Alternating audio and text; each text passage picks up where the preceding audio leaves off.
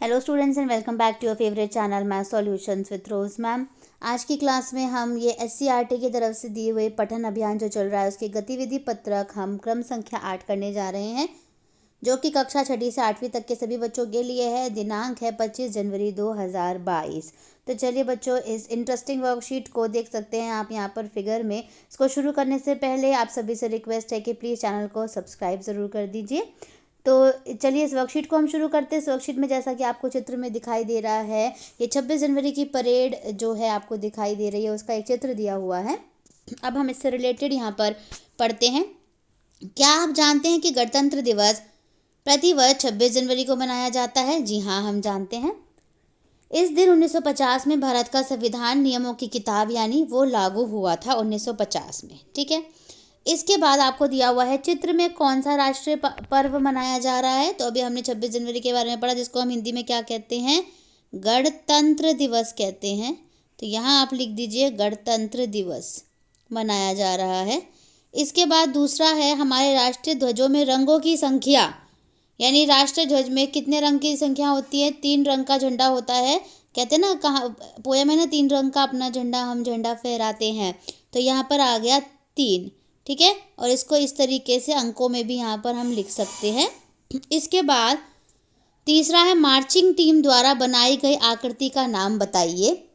तो त्रिभुज है या आयत है? तो देखिए हम इसमें फिगर में वापस देखेंगे तो ये मार्चिंग टीम ने, देखिए ये जिस तरीके से ये फिगर यहाँ पर बनाई है, तो क्या फिगर नज़र आ रही है बच्चों? ये है त्रिभुज। तो त्रिभुज पे यहाँ पर सही निशान लगा दीजिए और उत्तर में आपको अलग से त्रिभुज लिखना भी है। ठीक है, इसके बाद नया जो क्वेश्चन है वो है ऊपर दिए गए चित्र की मदद से दिए गए ध्वज में रंग भरिए।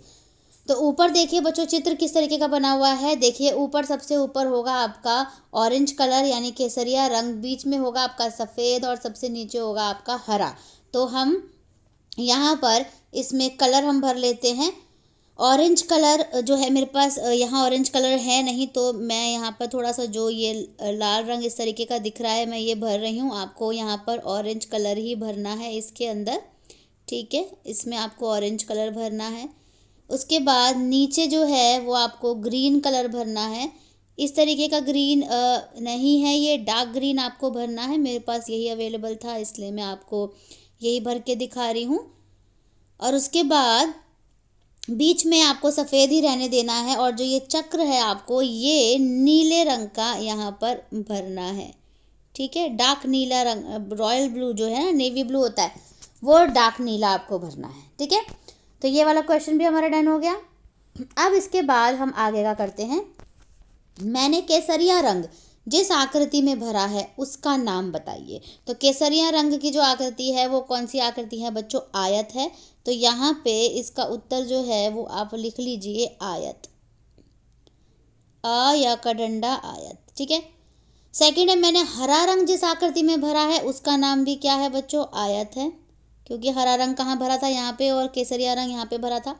तीसरा है मैंने नीला रंग जिस आकृति में भरा है उसका नाम, नीले रंग की आकृति क्या है बच्चों? वृत्त है, यानी गोला, इसको हम वृत्त बोलेंगे, 2D शेप है ये। ठीक है, तो ये तीनों प्रश्न भी हमारे डन हो गए।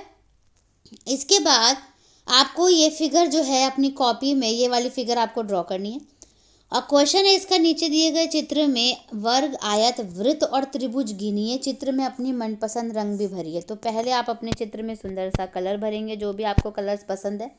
उसके बाद हम ये प्रश्न करेंगे, या ये प्रश्न आपको दे रखा है, ये क्वेश्चन है वृत्तों की संख्या। तो वृत्त की संख्या है, तो चलिए पहले हम वृत्त गिन लेते हैं।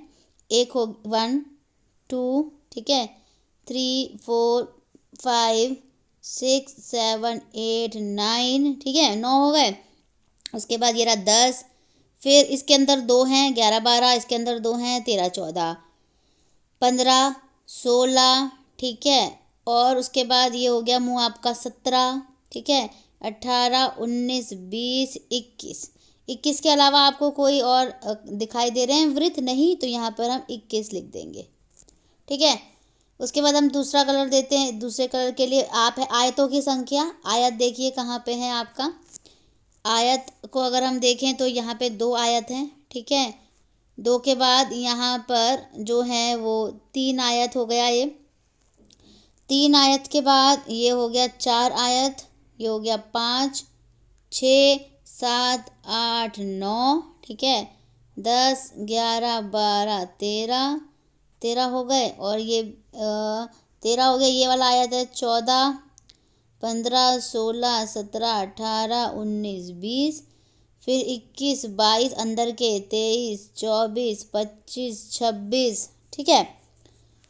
26 के अलावा अगर हम इसका हाथ भी कंसिडर करें तो 27 28 भी हो सकता है, 29 30। और अगर हाथ कंसिडर नहीं करेंगे तो 26 मान के चलते, क्योंकि हाथ थोड़ा सा गोल भी बना रखा है ना। 26 मान लेते हैं आयत, तो आयत है हमारे 26। इसके बाद त्रिभुजों की संख्या, तो त्रिभुज की संख्या के लिए देखिए, एक तो ये बड़ा वाला त्रिभुज एक हो गया, फिर यहाँ तो कोई नहीं है, ये हो गया दूसरा त्रिभुज, ठीक है। तो दो ही त्रिभुज आपको नज़र आ रहे हैं यहाँ पे, अगर आप देखेंगे तो दो ही त्रिभुज हैं, यहाँ 2 लिख दीजिए। फिर है वर्गों की संख्या। अब वर्गों की संख्या गिनेंगे, 1 2 3 4 5 6 7 8, ठीक है, 8 हो गए वर्ग। और कौन सा वर्ग नज़र आ रहा है? तो बस 8 ही है अगर हम देखेंगे तो। नहीं, ये भी तो है 8 की जगह, ये जो ये नहीं, वो तो हमने आयत में गिना था। तो 8 वर्ग हैं बच्चों इसके अंदर, तो यहाँ पे आप लिख दीजिए 8, ठीक है। तो इसी के साथ बच्चों आपकी आज की वर्कशीट जो है वो यहीं पे कंप्लीट होती है। प्लीज़ वीडियो को लाइक शेयर एंड सब्सक्राइब कर दीजिए। फिर मिलेंगे बच्चों नई वीडियो में नई वर्कशीट के साथ। Thank you so much students.